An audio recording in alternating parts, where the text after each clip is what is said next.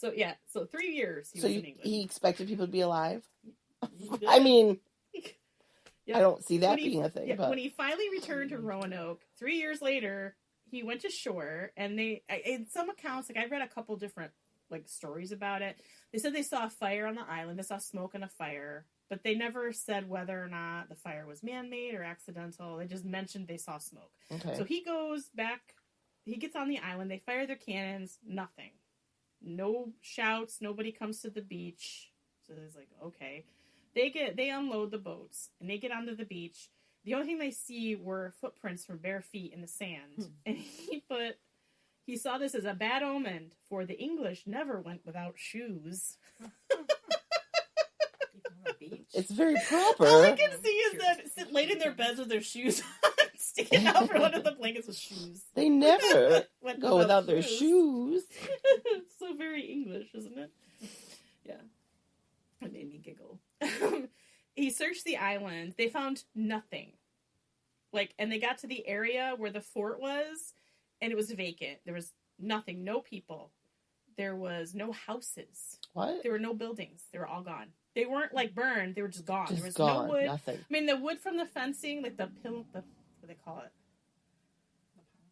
it? The big fence posts were all still there, but all the buildings were gone. Wow. Not a trace. They had boats that they had left. They had left some small boats there for them. They were gone as well. So there's no skeletons. There's no people. No sign that there were people. Just the fence, and the fort was basically built up dirt with wooden fence on top. That's there, but nothing else really. Wow. They started to search in the forests around. Actually, first they found the word Croatoan carved into a post of the fence. And then there was a tree on the outskirts of the fort that had the CRO carved into the trunk. So no cross, just the word Croatoan. Okay.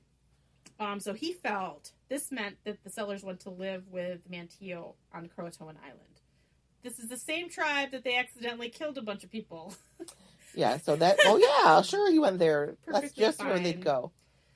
So, alive. Yep.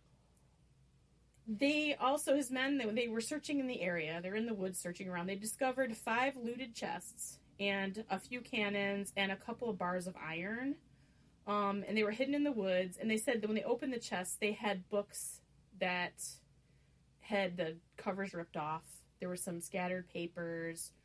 A lot of the things were damaged or broken that were in the chest. They could have been damaged from water, rain. They found some armor in the woods that was rusted up. So it was put there. There was stuff put in the chest, and the chests were put in the woods and just left. Right. Which is okay, we're planning to come back to get them. What's going on with that? But it was just deliberate, they moved stuff, right. Obviously. And it was not looted, it was placed. Even though it was damaged, it was still placed there. After returning to the ship, they were going to sail to the island of Croatoan the next day. I've had a couple different reasons here, and I'm going to read them both to you.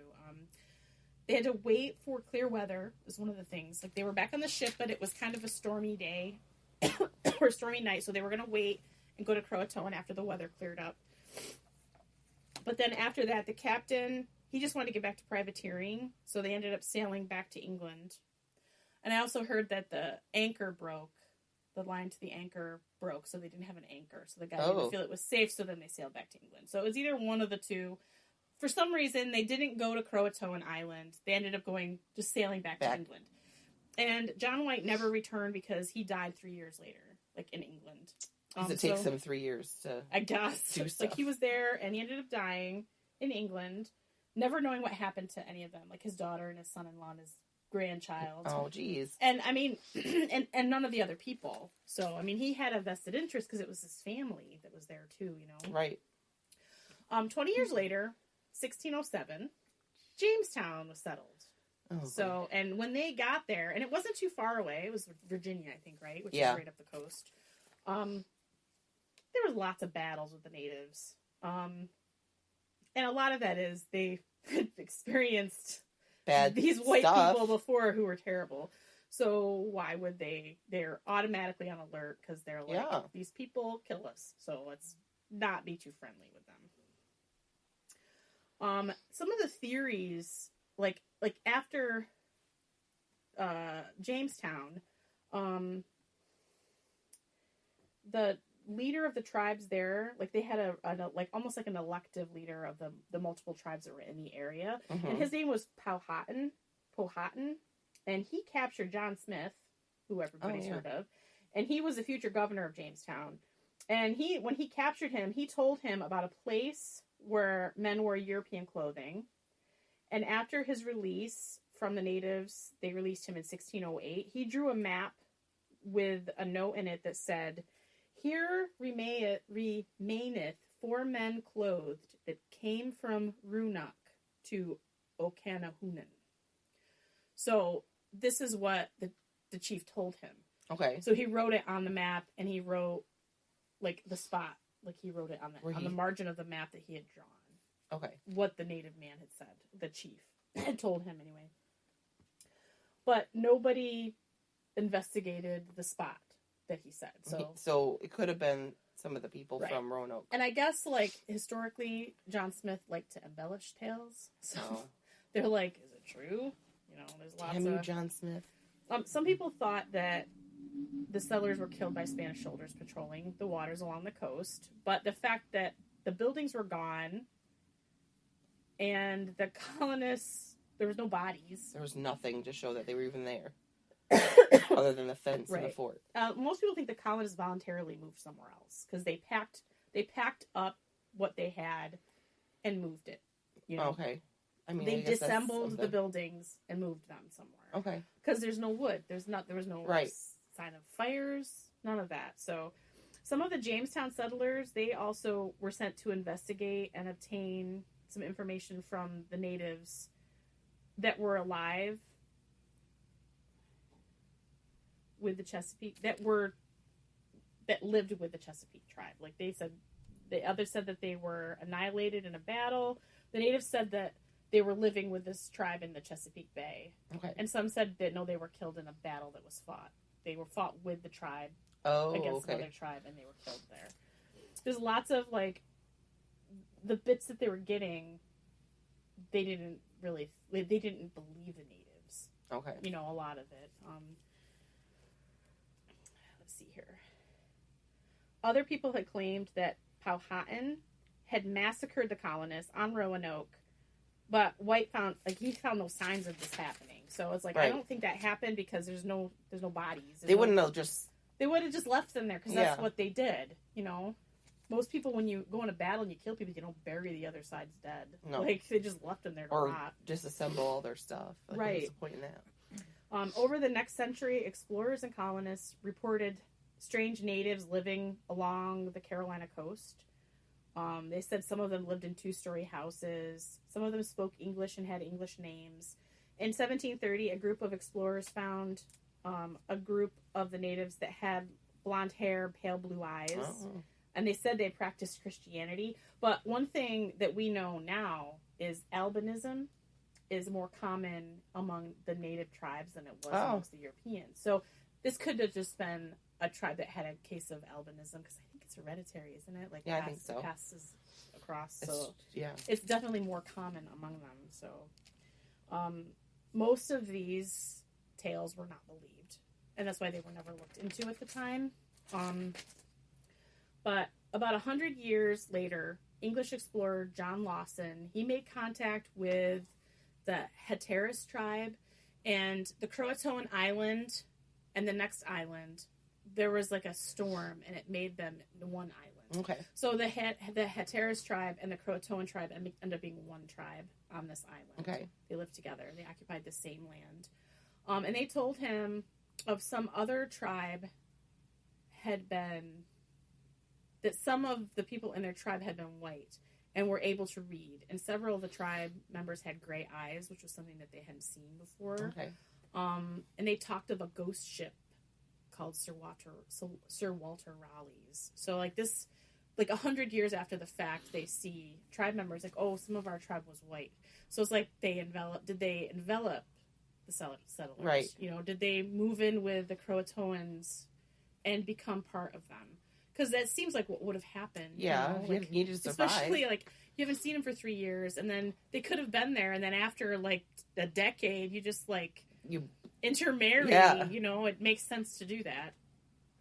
Yeah, and they probably were like, we don't want to be here when he gets back because he does stupid shit, and he's gonna make things hard for us. Let's get lost. Right. I mean, but nothing else was really found out for a long time until 1930, during the Great Depression. We're talking 1937.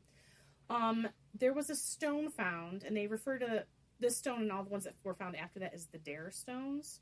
And they had engravings that were claimed to be done by Eleanor Dare, who was John White's daughter. Her name was Eleanor White Dare. That was her name. And they were deemed fake. Oh no, this is a fake stone. This is just it's the Great Depression. Somebody's trying to make a quick money. buck. Right. And it was in the right area, similar area anyway. And this stone said that her husband and daughter had died. And it talked about the hard times that they had. And they said they had died in 1591. But the writing was actually weathered like the stone.